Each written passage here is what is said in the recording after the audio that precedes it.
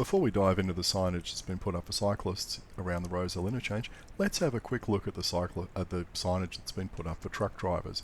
And by that I mean the signage that's there to show them where the gates are. And as we can see from the front and rear cameras as we go along here, there's large yellow signs that have been put up in multiple locations, giving drivers plenty of warning that there's a gate coming up and that they should turn in. So I think that sets the standard, or a standard, for what we can expect. And these are obviously, by the look of it, custom made signs, and they've all been put up on specially installed poles.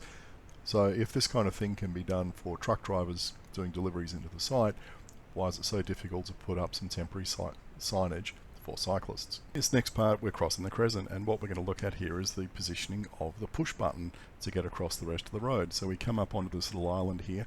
Now, where's the button that we need to press to cross the road to go to the right? Note the position of my hand.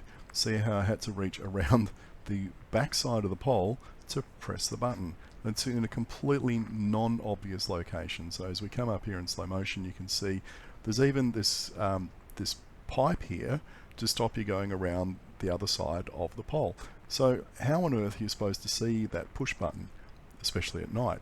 And a really funny thing is I actually crossed across here with a road worker or construction worker from the project, and I was looking to find the button to press to get across the road, and he laughed and he said, "Oh yeah, I got confused by this thing the first time I crossed here as well. I stood here for like 5 minutes trying to get across the road."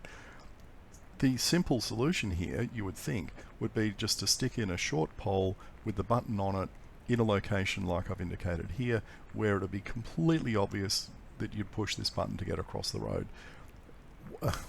I mean, if you're going to have a push button here rather than say put a bike signal or a pedestrian signal in with every phase of the lights, then wouldn't you think that's the sensible way to do it?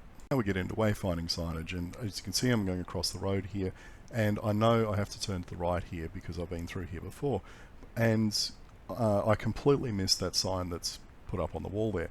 And well, I didn't actually miss it. I kind of saw it out of the corner of my eye as I'd crossed the road, because it wasn't obvious from the other side, and I thought I'll go back and have a look at it and see what it actually says, because I've never seen the sign before. It's a nice big size. Let's read it.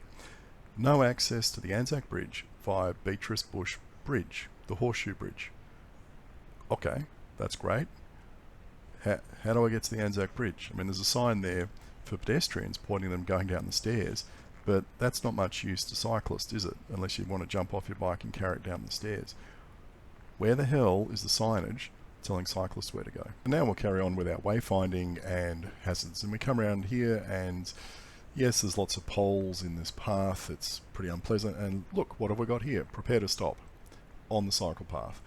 Is that directed at me or as a cyclist on the path, or at the road users? And again, boom gate, stop sign up ahead, blocking half or a third of the cycle path. Who's that aimed at? Is that aimed at the cyclists, and why is it blocking part of the path? Aren't you worried about someone riding into that? Okay, we come up a little bit further, and we discover that the boom gate and stop sign, etc., are for the drivers out on the road. But notice the variable message sign on the left. Can't read it. I don't know if they had no message on it, or it was just old and tired and couldn't see it. Again, reduce speed. Who's that aimed at? Cyclists or drivers? No idea. Anyway, now we get to here, and what's this sign up on the left here say? Oh, use other footpath. Okay, oh, that's fine. At least this one's blocked off, and this bloke's directing us where to go, and we come across the path here, and this is, for once, this is reasonably obvious. And the rest of this path is pretty horrible. It's got lots of poles in the middle of it and all the rest of it, but let's not worry about that. When we get to the roundabout at the end here, it's a completely different matter. And you can see there's lots and lots of truck movements up and down this road, and we get to this point here, and where do we go? Do we turn left, or do we go continue on straight ahead? And then we get to here, and there's no protection for cyclists crossing the road. You've got trucks coming at you from the left. They're coming through the traffic control, and there's no traffic control, there's no signage, there's absolutely nothing. Yes, the audio got cut off there, but as I was saying, there is nothing here to stop vehicles coming from the left or the right when cyclists are crossing the road, and doesn't seem to be anyone also stopping cyclists from crossing the road. And as I pointed out, there's confusion here as we go towards the Anzac Bridge about where you're supposed to go. So the last thing you really want to be doing is being a bit confused about what you're doing, bumbling onto the path to your left, truck comes along from the right, you don't see it because you're trying to work out where you're supposed to be going, and collision.